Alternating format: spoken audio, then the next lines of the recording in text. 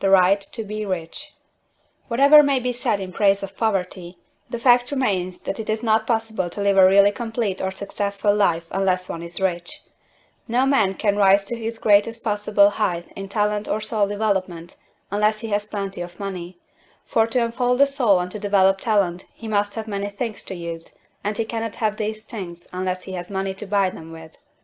A man develops in mind, soul, and body by making use of things, and society is so organized that man must have money in order to become the possessor of things. Therefore, the basis of all advancement for man must be the science of getting rich. The object of all life is development, and everything that lives has an inalienable right to all the development it is capable of attaining. Man's right to life means his right to have the free and unrestricted use of all the things which may be necessary to his fullest mental, spiritual, and physical unfoldment, or, in other words, his right to be rich. In this book, I shall not speak of riches in a figurative way. To be really rich does not mean to be satisfied or contented with a little. No man ought to be satisfied with a little if he is capable of using and enjoying more.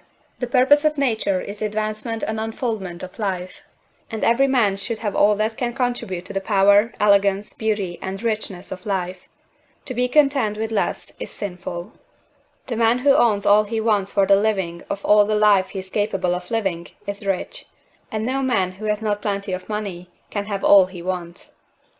Life has advanced so far, and become so complex, that even the most ordinary man or woman requires a great amount of wealth in order to live in a manner that even approaches completeness.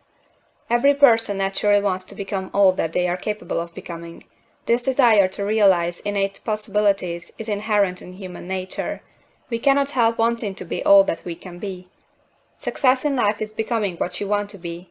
You can become what you want to be only by making use of things, and you can have the free use of things only as you become rich enough to buy them. To understand the science of getting rich is therefore the most essential of all knowledge. There is nothing wrong in wanting to get rich. The desire for riches is really the desire for a richer, fuller, and more abundant life, and that desire is praiseworthy. The man who does not desire to live more abundantly is abnormal, and so the man who does not desire to have money enough to buy all he wants is abnormal. There are three motives for which we live. We live for the body, we live for the mind, we live for the soul. No one of these is better or holier than the other. All are alike desirable, and no one of the three, body, mind, or soul, can live fully if either of the others is cut short of full life and expression.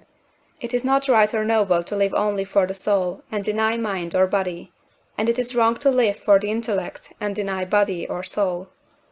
We are all acquainted with the loathsome consequences of living for the body and denying both mind and soul, and we can see that real life means the complete expression of all that man can give forth through body, mind, and soul.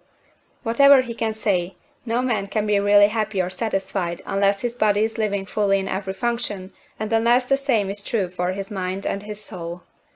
Wherever there is unexpressed possibility, or function not performed, there is unsatisfied desire. Desire is possibility seeking expression, or function seeking performance. Man cannot live fully in body without good food, comfortable clothing, and warm shelter, and without freedom from excessive toil. Rest and recreation are also necessary for his physical life.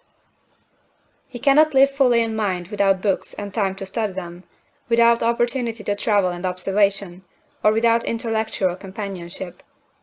To live fully in mind, he must have intellectual recreations, and must surround himself with all the objects of art and beauty he is capable of using and appreciating. To live fully in soul, man must have love, and love is denied expression by poverty.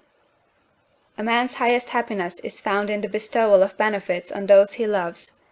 Love finds its most natural and spontaneous expression in giving. The man who has nothing to give cannot fill his place as a husband or father, as a citizen, or as a man. It is in the use of material things that a man finds full life for his body, develops his mind, and unfolds his soul. It is therefore for supreme importance to him that he should be rich. It is perfectly right that you should desire to be rich. If you are a normal man or woman, you cannot help doing so.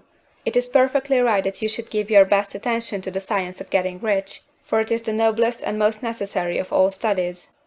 If you neglect this study, you are derelict in your duty to yourself, to God and humanity; for you can render to God and humanity no greater service than to make the most of yourself.